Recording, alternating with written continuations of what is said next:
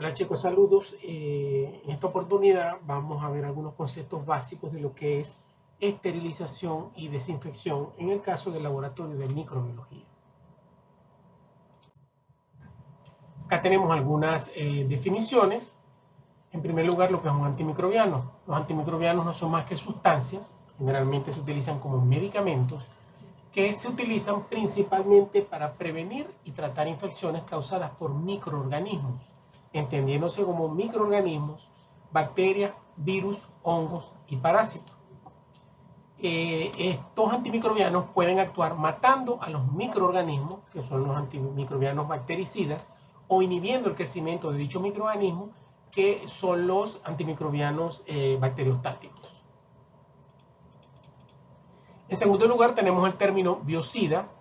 Biocida es una sustancia o una mezcla de sustancias que se utiliza para controlar o eliminar microorganismos que son perjudiciales, como por ejemplo bacterias, hongos, virus e insectos, entre otros. Este término no se aplica únicamente a salud humana, sino que se utiliza también en el campo agropecuario, por ejemplo, porque hay muchos biocidas que se utilizan para el control de plagas en sembradíos. Estos productos, o sea, los biocidas, pueden ser químicos o pueden ser biocidas biológicos, cuando se hace control biológico, y se utilizan en diversos campos, desde la desinfección hasta el control de plagas. Otro término que vamos a manejar es el término desinfección. La desinfección no es más que el proceso de eliminar o reducir significativamente la cantidad de microorganismos patógenos presentes en un elemento, como son virus, bacterias, etc. La desinfección es un proceso que se aplica en objetos inanimados, solamente se aplica en superficies o cualquier objeto. Y para ello se utilizan productos químicos o métodos físicos, como por ejemplo el calor. Yo puedo desinfectar un objeto con calor. Es importante destacar que la desinfección no mata todos los microorganismos. El único proceso que es capaz de eliminar totalmente los microorganismos presentes es el método de esterilización. La desinfección básicamente lo que hace es bajar la cantidad de microorganismos. Y otra característica de la desinfección es que no remueve la suciedad presente en el objeto. La suciedad yo la elimino mediante un proceso denominado limpieza.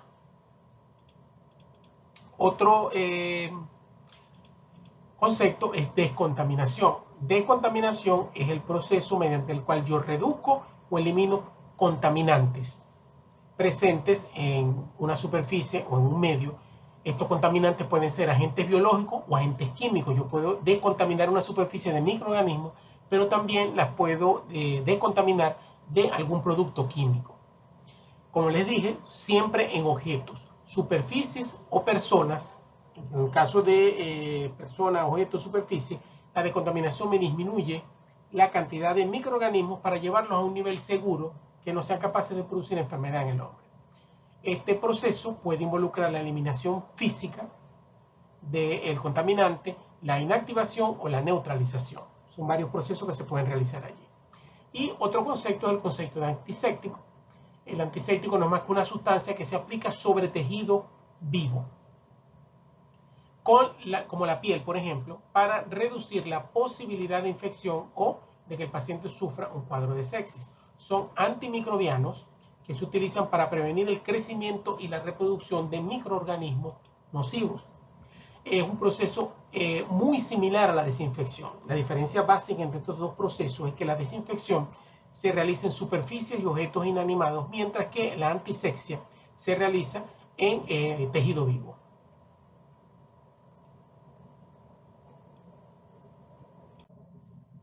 Acá tenemos otro término, desinfectante. Un desinfectante se utiliza en los procesos de desinfección, como vimos anteriormente, no es más que una sustancia o un método que se utiliza para eliminar o inhibir el crecimiento de microorganismos como bacterias, virus, hongos, etc., de superficies u objetos inanimados, como les mencioné anteriormente. Esterilización es el proceso que permite la eliminación total de los microorganismos de un objeto y sus formas de resistencia, como son las esporas. Tenemos también lo que es un microbicida, cualquier sustancia o proceso que destruye gérmenes como bacterias, virus u otros microorganismos que pueden causar infecciones o enfermedades. Tenemos también el término germicida químico. Es una sustancia típicamente de naturaleza química que se utiliza para matar o inhabilitar gérmenes como bacterias, etc. Y son esenciales para la desinfección de objetos y superficies. Así como se utilizan también para lo que son los procesos de desinfección del agua, por ejemplo, y de esta manera evitar la propagación de enfermedades. Mientras que un esporicida es un agente o una sustancia que destruye las esporas, ¿no? Las esporas son una forma de resistencia que utilizan algunas bacterias y hongos para preservarse en el medio ambiente.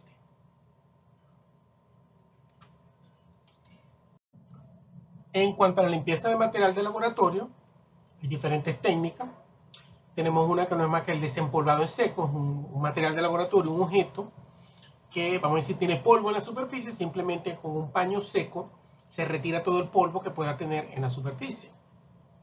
Tenemos también casos donde hay, en el material de vidrio sobre todo, si se calentó el contenido, etc., se puede pegar a las superficies internas del envase. En ese caso, se aplica una técnica de cepillado, se utiliza un cepillo especial para el material de laboratorio con el fin de remover todo lo que esté pegado allí. También en los casos que sean material de laboratorio tubular, tipo pipeta, que queden restos de algún tipo de líquido en su interior, con técnicas de aspiración, se elimina ese líquido que está en el interior para poder lavarlo. Y tenemos por último lo que es el lavado o fregado.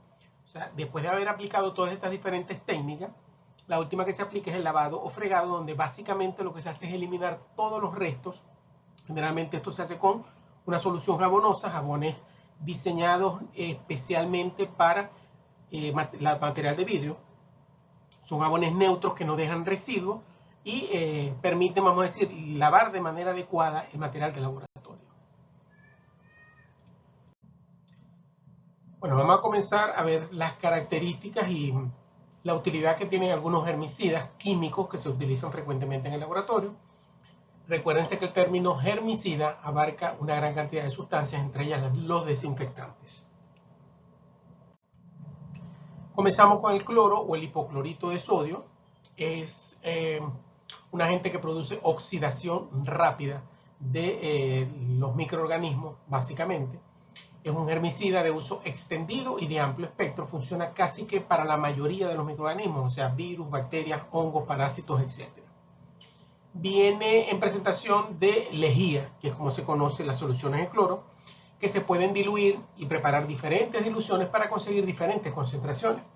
Como vimos en la clase anterior, a veces necesito hipoclorito de sodio 1 gramo litro, a veces lo necesito 5 gramos litro, y en el caso de descontaminación de material o de superficie contaminadas con priones, lo necesitábamos en una presentación de 20 gramos litro. Por lo tanto, tiene la ventaja de que yo puedo preparar diferentes concentraciones dependiendo de la utilidad que tenga en el momento. Es un compuesto sumamente alcalino y puede ser corrosivo para los metales. Por eso les mencioné que en mesones o material de acero inoxidable no se recomienda el uso de cloro porque a la larga produce la oxidación de esos metales.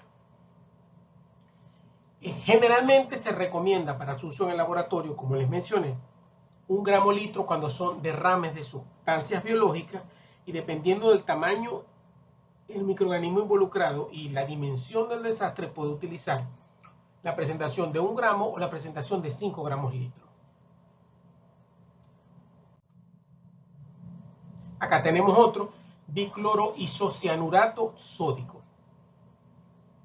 Este compuesto derivado del cloro tiene aproximadamente un 60% de cloro libre. Las soluciones preparadas de este producto en polvo se preparan generalmente a razón de 1,7 gramos por litro y 8,5 gramos por litro.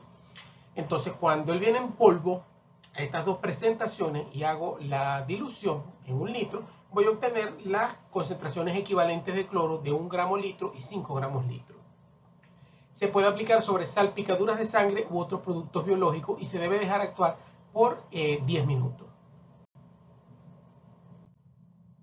Tenemos también las cloramidas. Las cloramidas son compuestos que tienen una concentración de cloro libre de aproximadamente el 25%. Una ventaja que tienen las cloramidas, a diferencia de otros compuestos, es que no son inactivadas por la materia orgánica. Hay muchos desinfectantes que son muy buenos para superficie, siempre y cuando no exista materia orgánica, porque muchos desinfectantes pueden ser inhibidos por materia orgánica. Se recomiendan concentraciones de 20 gramos litro para situaciones limpias y situaciones sucias. Situaciones limpias es cuando yo lo utilizo para desinfectar un mesón. Una situación sucia es cuando yo lo utilizo para controlar un derrame. Estas soluciones son inodoras y se recomienda enjuagar bien los utensilios después de ser sumergidos en soluciones de cloramida. ¿Cuáles son los compuestos liberadores de cloro y las diluciones que se recomiendan dependiendo de la cantidad de cloro libre que puedan tener? Entonces, ¿qué necesito yo para una situación limpia? Como les mencioné, necesito un cloro libre de 1 gramo por litro. Mientras que para situaciones sucias, en cuestiones de desastre, necesito aproximadamente 5 gramos litro de cloro libre.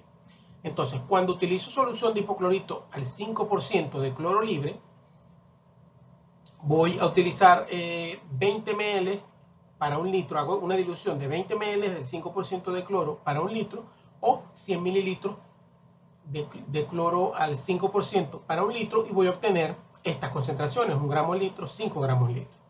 En el caso de que yo utilice hipoclorito cálcico, que tiene un 70% de cloro libre, necesito utilizar 1,4 gramos de hipoclorito por cada litro o 7 gramos por cada litro para obtener concentraciones de 1 y de 5.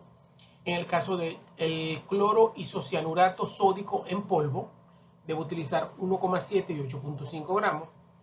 Cuando utilizo dicloro isocianurato sódico en comprimidos que vienen en pastillas, esas pastillas tienen 1,5 gramos de cloro libre en cada comprimido.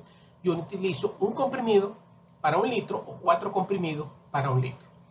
Y las cloramidas, necesito 20 gramos de cloramidas para 1 litro. Eso me equivale a 1 gramo litro, o 20 gramos para 1 litro y me equivale a 5 gramos litro. O sea que dependiendo de la presentación del cloro y del contenido de cloro libre que posea la sustancia, es que voy a obtener mis concentraciones equivalentes de 1 o de 5 para utilizar en situaciones limpias o situaciones sucias. Otro agente muy ampliamente utilizado, en la actualidad no se utiliza mucho porque es un compuesto bastante tóxico, pero anteriormente se utilizaba muchísimo en los laboratorios de microbiología. Se preparaban soluciones de formaldehído al 5% para descontaminar básicamente todo el material del laboratorio. El formaldehído tiene actividad contra todas las formas vegetativas de las bacterias, los virus, con envoltura o sin envoltura, hongos y esporas, cuando se aplica o se utiliza a una temperatura de 20 grados centígrados. No tiene actividad contra los priones, como lo vimos anteriormente. Es de acción lenta y requiere, para actuar, como lo mencionamos también, tener una humedad relativa al 70%. Se utiliza, como les mencioné, para descontaminar laboratorios una vez cerrados, un sitio cerrado, y cabinas de seguridad biológica. Es un agente cancerígeno y debe almacenarse y utilizarse con campanas extractoras de gases o zonas que estén muy bien ventiladas. Glutaraldehído al 2%. El glutaraldehído es otro desinfectante ampliamente utilizado. Tiene actividad contra formas vegetativas de bacterias, esporas, hongos y virus con o sin envoltura. No es corrosivo, por lo que puedo utilizarlo en metales, y está disponible en forma de soluciones a una concentración del 2%, o sea, 20 gramos por litro. Necesitan ser activados mediante la adición de compuestos de bicarbonato. O sea, el glutaraldehído lo activo agregando bicarbonato y una vez activado lo puedo utilizar de 1 a 4 semanas. Ya después de la 4ª semana pierde la actividad.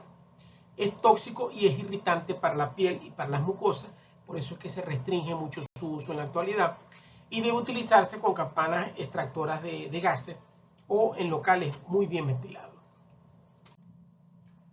Otro compuesto que se utilizaba mucho anteriormente, en la actualidad por su toxicidad no se usa tan frecuentemente, es uno de los herbicidas más antiguos, son los compuestos fenólicos o el fenol. Tiene actividad contra las formas vegetativas de la bacteria y contra los virus con envoltura lipídica, pero no contra esporas de bacterias y hongos, y no funciona tampoco con virus que no tengan estructura lipídica. Se usan para descontaminar superficies de ambiente y se utiliza como antiséptico. Los que más se utilizan son las presentaciones del triclosan y el clorosilenol, que se utilizan básicamente como antiséptico. Ustedes ven que hay ciertos desinfectantes que pueden conseguir en la farmacia cuyo principio activo es el triclosan, que no es más que fenol. Algunos compuestos fenólicos son sensibles a la dureza del agua. El agua dura es el agua que tiene gran cantidad de minerales, sobre todo calcio, magnesio, etc. Entonces, esas aguas con alto contenido de minerales inactivan a los compuestos fenólicos y pierden la actividad desinfectante. Se recomienda entonces diluir el fenol cuando se prepara con agua destilada o desionizada, la cual no tiene minerales, y de esa manera evitar su inactivación.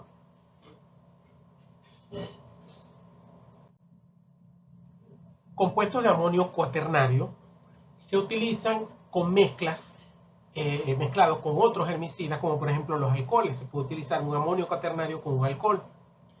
Estos compuestos tienen actividad contra algunas bacterias de fase vegetativa, o sea, bacterias normales, forma vegetativa, y virus con envoltura lipídica.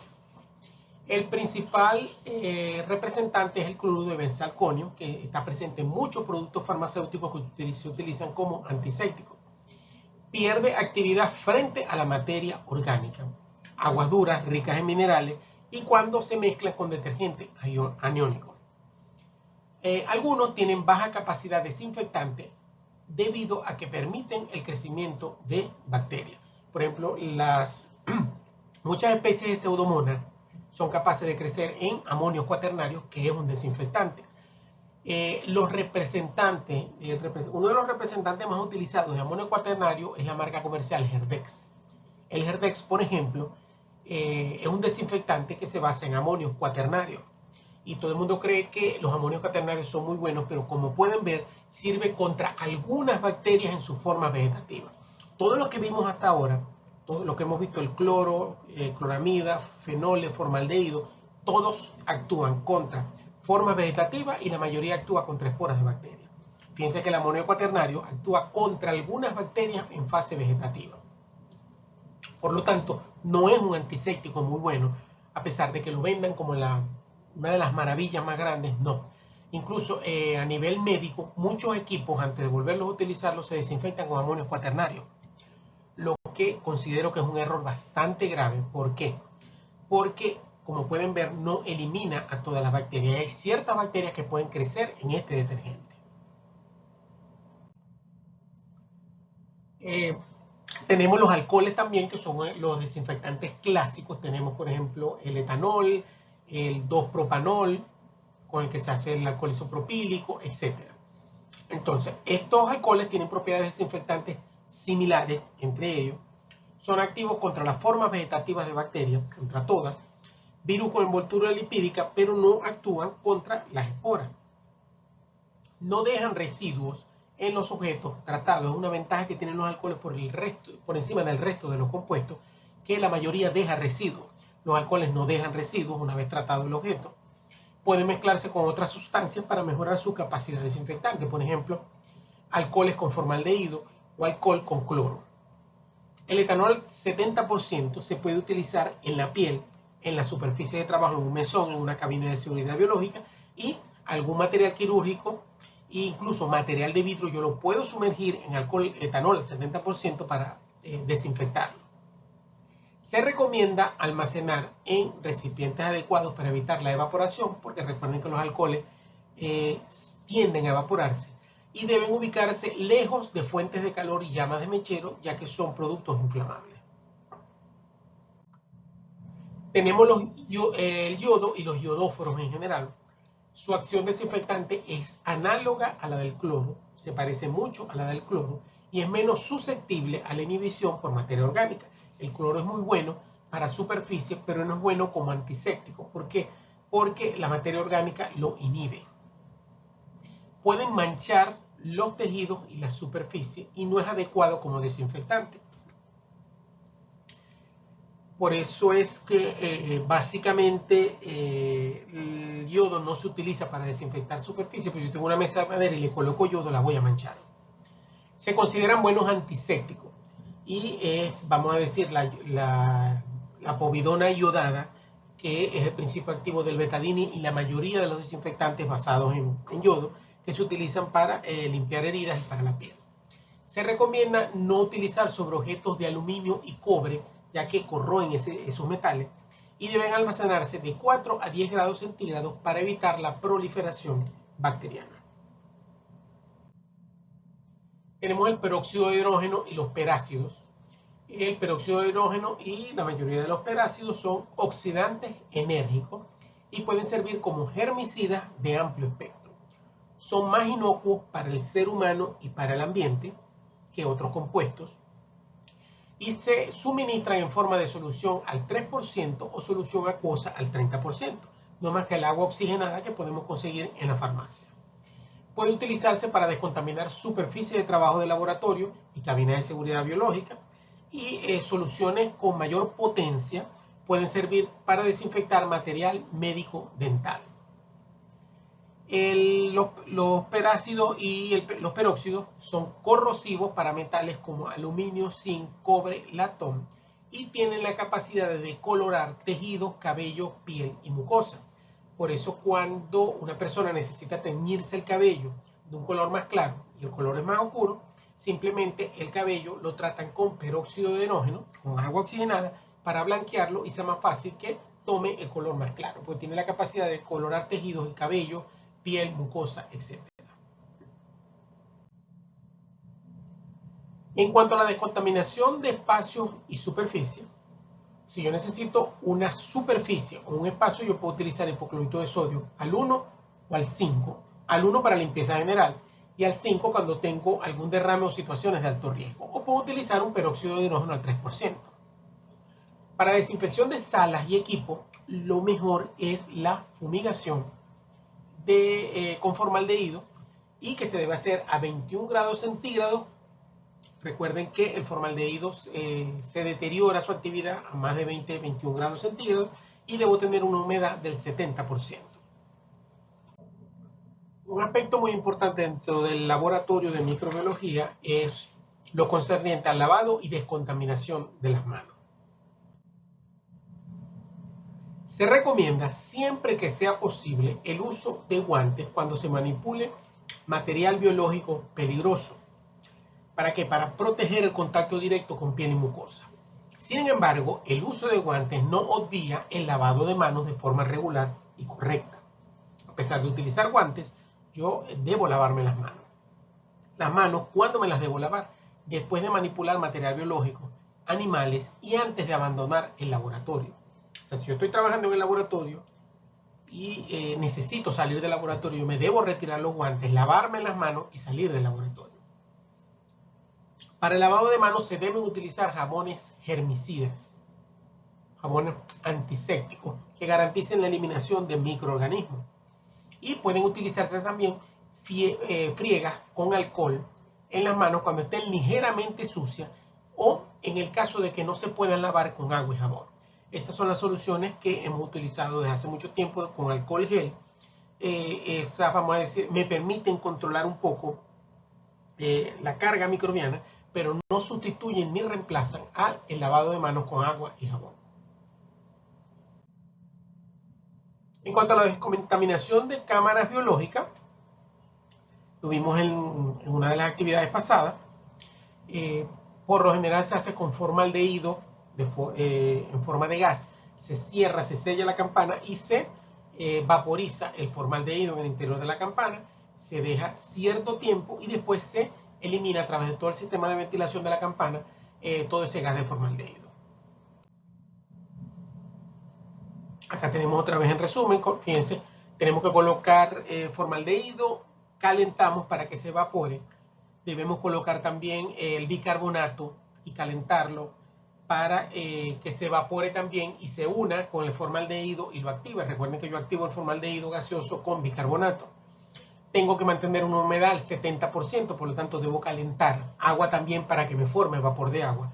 Se cierra todo, se deja actuar 6, 7, 8, 12 horas, dependiendo del protocolo de la institución. Y posteriormente se elimina todo el aire del interior de la campana y es la técnica que se utiliza para descontaminar cabinas de seguridad biológica.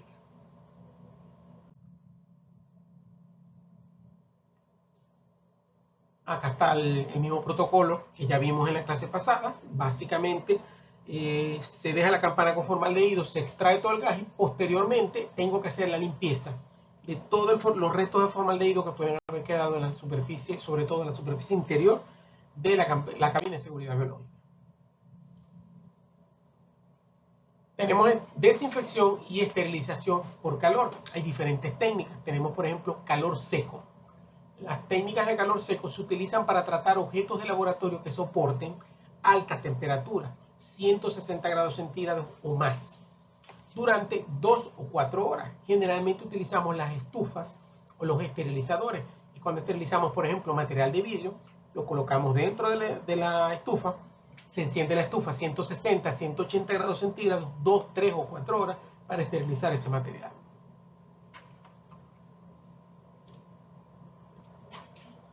Entre las técnicas de esterilización por calor seco tenemos la incineración.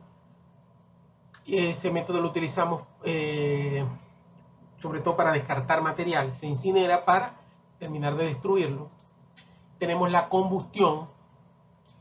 Los métodos de calor seco no son corrosivos para los metales y los instrumentos y permiten también la esterilización de sustancias en polvo, sustancias acuosas o viscosas que no son volátiles. Y tenemos también los métodos de calor húmedo. Esos métodos de calor húmedo son eficaces cuando se utiliza un autoclave. La cocción no necesariamente mata todos los microorganismos patógenos. Por ejemplo, cuando yo caliento una sustancia o una suspensión, no elimino, no soy capaz de matar todos los microorganismos o todos los patógenos. Pero puede utilizarse como un tratamiento mínimo de desinfección cuando no puedo aplicar métodos de esterilización completos como el autoclave. Entonces, básicamente, el autoclave es el único método que garantiza esterilización total de materiales y soluciones, y es el que deberíamos aplicar, es el método básico de calor húmedo. Acá tenemos un autoclave.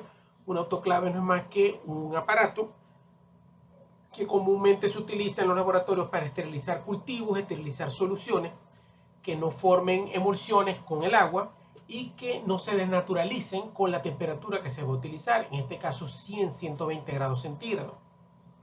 El autoclave no solamente calienta para tener una temperatura alta de 120 grados en presencia de una gran cantidad de vapor de agua, sino que además, otra de las ventajas del autoclave es que además de calor ofrece presión. Por lo general, uno trabaja en el autoclave, cuando lo coloca, el autoclave alcanza 120 grados centígrados y 15 libras de presión por encima de la presión atmosférica. Entonces, esas condiciones de 15 a 30 minutos garantizan que hay destrucción total de todos los microorganismos presentes en esa solución y de sus formas de resistencia como son las esporas. Recuerden que el autoclave, a pesar de que es el método de esterilización por excelencia y es el que utilizamos de rutina en los laboratorios, no es capaz de eliminar contaminación por priones.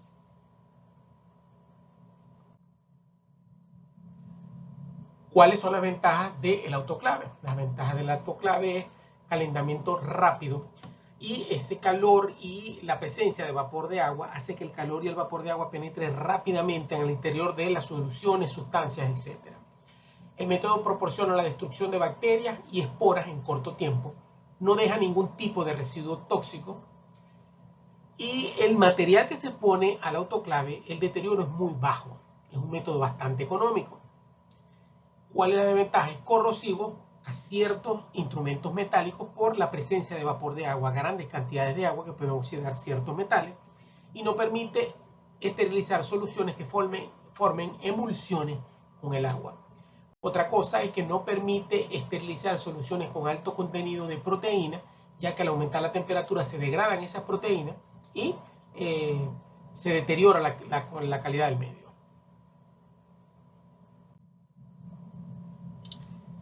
Hay dos modalidades de autoclave. La mayoría tenemos autoclaves de desplazamiento por gravedad, donde el vapor entra, el vapor entra a la cámara, desplaza el aire más pesado hacia abajo y a través de una válvula de salida que está equipada con un filtro, el aire sale. Por lo general, en este tipo de autoclaves uno enciende el autoclave, lo cierra, la válvula de salida queda abierta. De manera que a medida que el autoclave va calentando y el vapor de agua va desplazando el aire, comienza a salir el aire a través de esa válvula. Cuando uno constate que ya no sale aire caliente, sino que lo que está saliendo es vapor de agua que humedece, es cuando uno cierra la llave porque ya está completamente seguro de que toda la cámara del autoclave está llena de vapor de agua. Y tenemos también los autoclaves de prevacío. Estos son autoclaves donde la cámara es totalmente sellada y básicamente lo que se hace es que se hace un vacío, se extrae todo el aire del autoclave para sustituirlo después por vapor de agua. Y tenemos también otro modelo de autoclave que son los autoclaves de olla a presión calentados por combustible o se pueden utilizar también con fuentes eléctricas. Allí tenemos autoclaves donde, vamos a decir, utilizan gas natural para calentar. Es un autoclave pequeño tipo olla de presión donde se cierra y al cerrarlo automáticamente aumenta la presión interna, aumenta la atmósfera en el interior y se llena todo de vapor de agua y genera el calor. En cuanto a las precauciones en el uso de autoclave, es importante considerar que el manejo y el mantenimiento debe ser responsabilidad de personas que estén adiestradas en lo que es reparación y mantenimiento de este tipo de instrumentos. Se debe realizar a intervalos regulares un programa de mantenimiento preventivo que comprenderá la inspección de la cámara, el sellado de las puertas y todos los calibradores y controles por parte del personal. El vapor de agua estará saturado y exento de sustancias químicas, por ejemplo, sustancias inhibidoras de la corrosión que podrían contaminar los objetos que se encuentran esterilizando. Entonces, generalmente ningún tipo de aditivo se coloca en el agua del autoclave cuando se realiza un proceso de esterilización. Todo material deberá colocarse en un recipiente que permitan la fácil evacuación del aire y una buena penetración del calor. La cámara no se debe sobrecargar, de modo que el vapor alcance por igual toda la carga que esté dentro de la cámara. En los autoclaves que no dispongan de un dispositivo de seguridad que impida que la puerta se abra cuando la cámara está sometida a altas presiones, es indispensable que la válvula central de vapor esté cerrada y que se deje descender la temperatura por debajo de 80 grados antes de abrir la puerta. Siempre que vamos a abrir un autoclave debemos esperar que la temperatura baje y que la presión se evacúe. De lo contrario, al tratar de abrir la puerta pudiéramos generar como una especie de explosión, ya que va a haber un diferencial muy grande entre la presión atmosférica fuera del autoclave y dentro de la cámara. Cuando se introducen líquidos en el autoclave, la evacuación debe ser lenta. La evacuación del vapor de la cámara para liberar la presión debe ser lenta, pues cuando saco la presión o disminuyo la presión muy rápidamente, los líquidos pueden hervir y sobrecalentarse y derramarse dentro del autoclave. Los trabajadores deben llevar guantes y viseras de protección que sean apropiadas al abrir el autoclave, incluso cuando la temperatura haya bajado por debajo de los 80. Los guantes para protegerse del calor y las viseras para cubrir la cara, principalmente para protegerse de alguna corriente de vapor. Para la vigilancia del funcionamiento se colocarán indicadores biológicos o termopartes en el centro de la carga. Esto lo vamos a ver más adelante en control de calidad. Generalmente existen unos indicadores biológicos que chequean todo el proceso de esterilización para ver si se está llevando de manera adecuada o no. El filtro de la rejilla de drenaje de la cámara, si existe, se debe retirar y limpiarse todos los días. Generalmente en la salida del agua del autoclave o de la cámara hay un filtro que permite, vamos a decir, retener cualquier tipo de sólido que se pueda desprender durante el proceso de autoclavado. Ese filtro deberíamos limpiarlo todos los días. Debe procurarse que las válvulas de descarga de los autoclaves de olla de presión no queden bloqueadas por papel u otro material que coloque yo dentro del autoclave. A veces lo lleno tanto que donde está la válvula queda pegado a el papel o algún tipo de material y se obstaculiza el funcionamiento de la válvula. Tenemos la incineración, fíjense, es un método útil para la eliminación del laboratorio o vamos a decir de material biológico como son restos anatómicos, cadáveres de animales, etc. estos se eliminan sin descontaminación previa directo en el incinerador. Los incineradores generalmente están compuestos por dos cámaras, una cámara primaria que alcanza una temperatura de 800 grados y una cámara secundaria que alcanza una temperatura de 1000 grados centígrados. Los incineradores con una cámara de combustión, o sea, los que tienen un solo tipo de cámara, en lugar de dos cámaras con diferencial de temperatura, como les mencioné anteriormente, no son buenos para la incineración de material biológico, cadáveres de animales y plásticos, debido a que los materiales no son destruidos completamente y el efluente de la chimenea puede contaminar la atmósfera. Los materiales para la incineración deben ser transportados en bolsas plásticas resistentes diseñadas para ese tipo de material, y el personal encargado debe estar previamente entrenado para controlar las temperaturas de la carga, así como el funcionamiento en general del incinerador. Ya con esto finalizamos esta información. Bueno, muchísimas gracias.